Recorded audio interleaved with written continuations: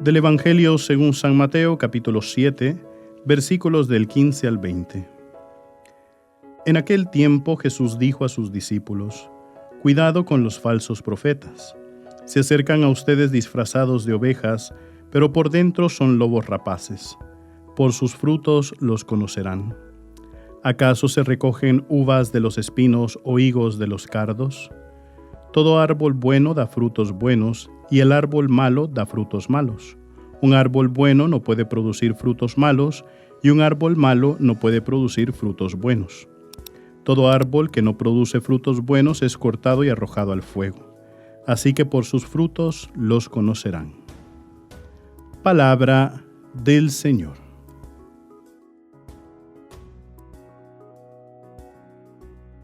Queridos hermanos, el día de hoy acabamos de escuchar este evangelio que es muy importante. Hay una palabra que nosotros conocemos su significado, que sabemos cuál es su aplicación también en la vida, pero que a veces se nos olvida realmente ponerla en práctica. Es la palabra coherencia. Nosotros sabemos que la coherencia es que nosotros podamos siempre hacer lo que decimos.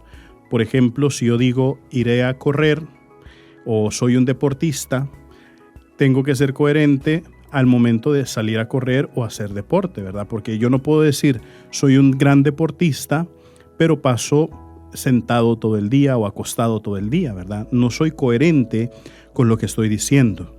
Muchas veces cuando nosotros hablamos de la fe es provoca en nosotros una dificultad al momento de ser coherentes. ¿Por qué? Porque constantemente nosotros en la vida somos tentados. Hay que recordar que nosotros vivimos en un mundo donde siempre, toda la vida, vamos a ser tentados. Una persona que diga que no tiene tentaciones, una persona que diga que no tiene pecados, es una persona que ya de por sí está siendo una persona mentirosa, ¿verdad? O sobre todo está siendo una persona soberbia, una persona orgullosa, porque nosotros siempre vamos a ser tentados, siempre vamos a ser provocados para caer en pecado por parte del demonio. Es su naturaleza. Entonces, ¿nosotros qué tenemos que hacer? Tenemos que combatir en contra de esa tentación, no dejarnos llevar por esa tentación, no caer en la tentación y sobre todo así irnos alejando o ir rechazando también esas actitudes de pecado. Entonces, al momento de estar viviendo ese combate, ¿no? de luchar contra la tentación, a veces nosotros caemos en pecado y al caer en pecado, que es algo también, queridos hermanos, que Dios lo entiende.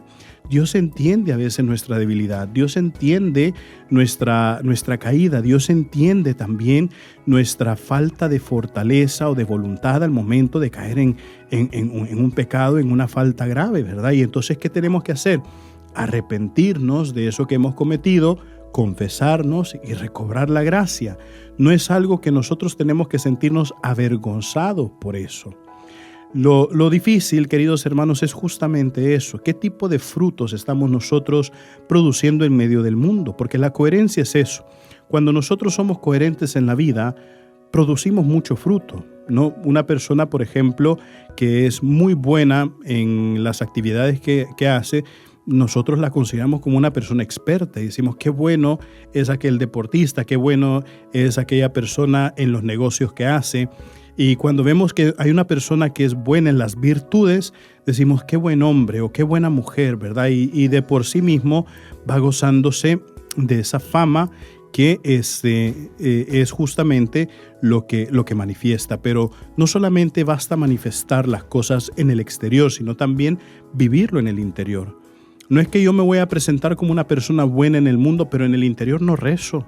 No busco estar en comunión con el Señor, no digo realmente hacer en privado lo que manifiesto en público, ¿verdad? Que es a veces también una gran tentación para los cristianos, que los cristianos en público nos manifestamos como personas buenas, entre comillas, pero en privado, cuando estamos solos o cuando pensamos que nadie nos está viendo, ahí es cuando realmente sacamos a brillar nuestro verdadero carácter. Entonces la coherencia es eso, los frutos que producimos son esos, que nuestras acciones, nuestras palabras, nuestras intenciones realmente se manifiesten en nuestras acciones, tanto en público como en privado, en todos los momentos de nuestra vida.